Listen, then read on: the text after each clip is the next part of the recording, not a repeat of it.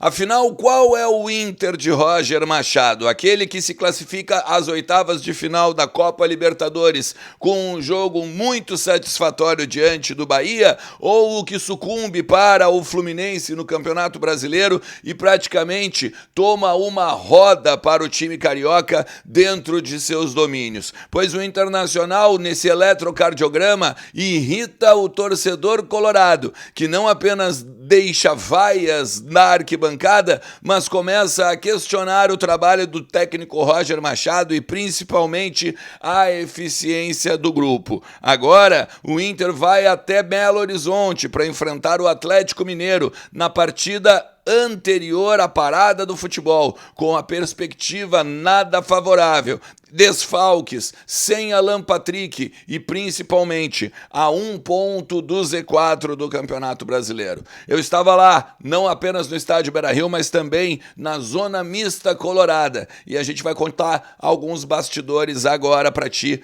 nesse conteúdo. Então tu sabe, fica comigo depois da vinheta.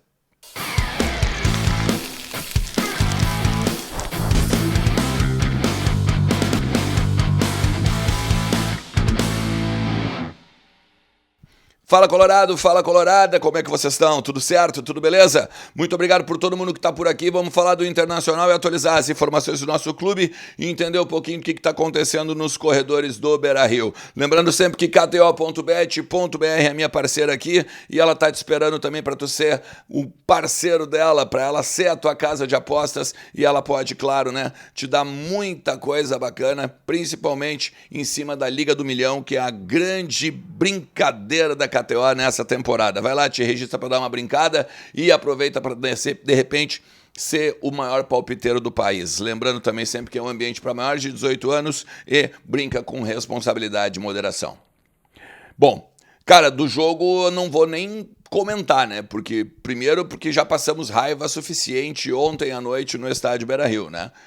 O Inter praticamente amassado pelo Fluminense. O Fluminense no primeiro tempo treinou no estádio Beira-Rio. Nos primeiros 10 minutos, um pouquinho antes ali, ainda se estudavam e tal, davam a bola, uma pressão um pouco satisfatória até do lado do Internacional, mas depois o Fluminense praticamente tomou as rédeas do jogo. O Samuel Xavier parecia o Zidane, né? Num toque de 3 dedos para o jogador do Fluminense fazer o seu gol. Muitas vezes o Inter sucumbia não apenas na triangulação do time carioca, mas também nos espaços, não combatia. O Inter que muitas vezes também pegou e disputou bola com o pé mole, mostrando assim, ó, um desdém com o Campeonato Brasileiro como poucas vezes eu vi. E por mais que o técnico Roger Machado e os próprios jogadores dizem que não, é quase impossível a gente não levar a crer isso. E a partir daqui que eu vou te contar os bastidores lá do Beira-Rio e a gente vai tentar entender o que está acontecendo. Primeiro, o Inter, ele não tinha pressão no adversário, ele não tinha abafa. Ele teve o Fernando muito bem marcado e o Alan Patrick também com o Thiago Santos basicamente com uma sombra e aí acabou o Internacional. Nenhum jogador basicamente assumiu responsabilidades.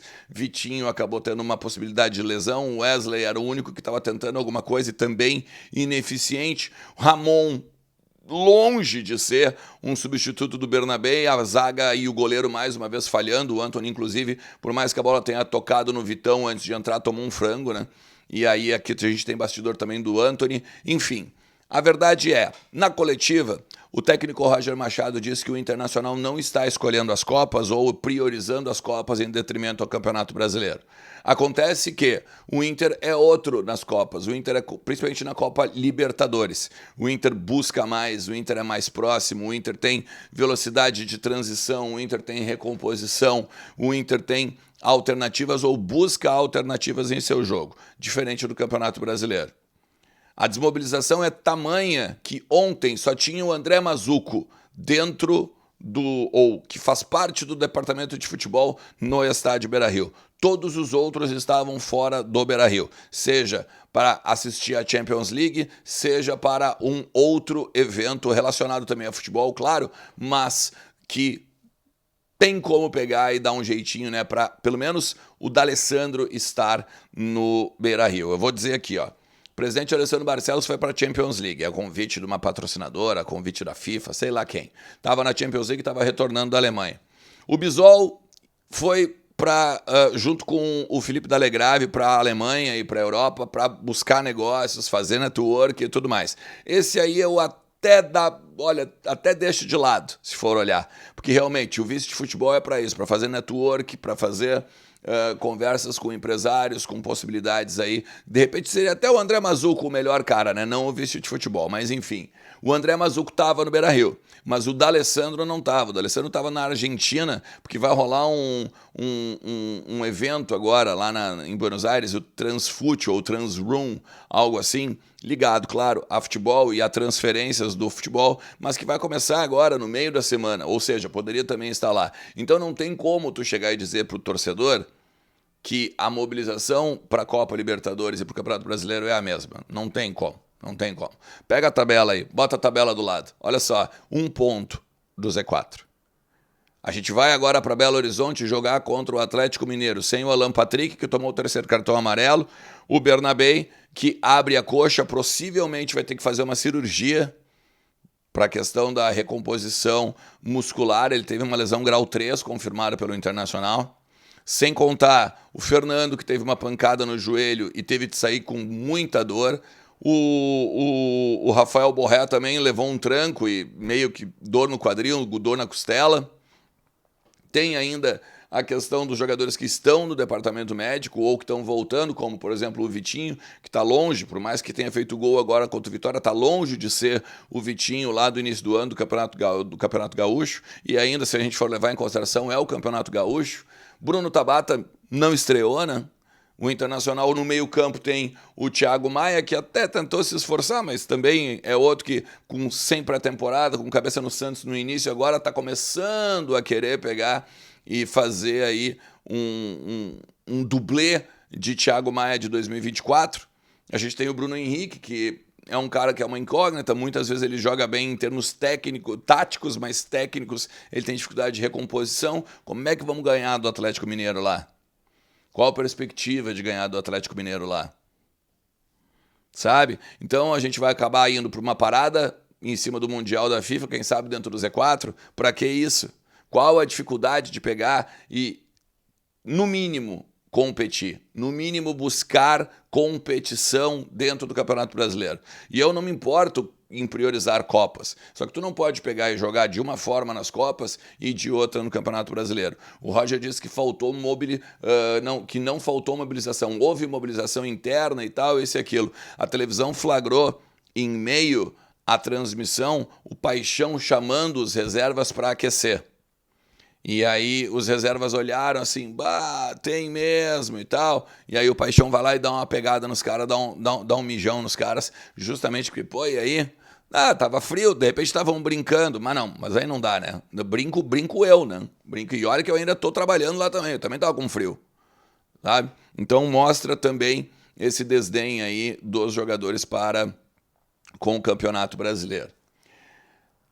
O Antony tem mesmo uma lesão, tá? Eu passei um tempo na zona mista e confirmei com algumas pessoas. O Antony tem uma lesão, mas a comissão técnica deu a ele o aval de dizer, assume responsabilidade de jogar lesionado.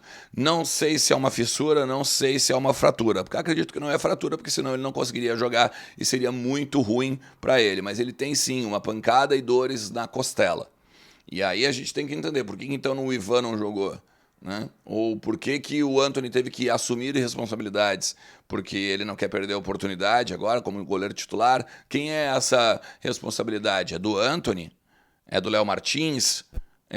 Que é o preparador de goleiros? É do técnico Roger Machado? Acredito que é do técnico Roger Machado, né? Então eu acho também um erro nesse sentido. Se a gente for olhar em perspectiva de reforços, aí sim. O Alan Benítez está contratado, tem dirigente, inclusive do Cerro Porteño, que já declarou publicamente que ele está vindo para cá e deve ser anunciado aí como o primeiro reforço dessa janela de meio do ano. Mas o Inter vai precisar contratar, o Inter vai precisar trazer mais jogadores, principalmente zagueiros, principalmente um camisa 8 e um camisa 9, né? Não dá para depender do Luca também num segundo tempo aí em que a gente tem que tentar virar um jogo dentro da nossa casa em cima de um time que é até bem experimentado como o do Fluminense. Enfim, se tu chegou até aqui, cara, bota nos comentários o que tu pensa da temporada do Inter, o que tu acredita ainda neste segundo semestre. Focaria só nas Copas, pensaria no Campeonato Brasileiro como para recuperar em cima dessa pontuação aí que eu já tinha dito nos outros conteúdos, né? Título é impossível, principalmente agora a respeito da grande diferença de pontos com o Flamengo e com o Palmeiras. Mas, campeonato, Copa do Brasil, Copa Libertadores, tu acha que dá? Enfim, bota nos comentários e vamos trocando uma ideia ao longo de todo dia. Valeu, tamo junto, forte abraço, tchau.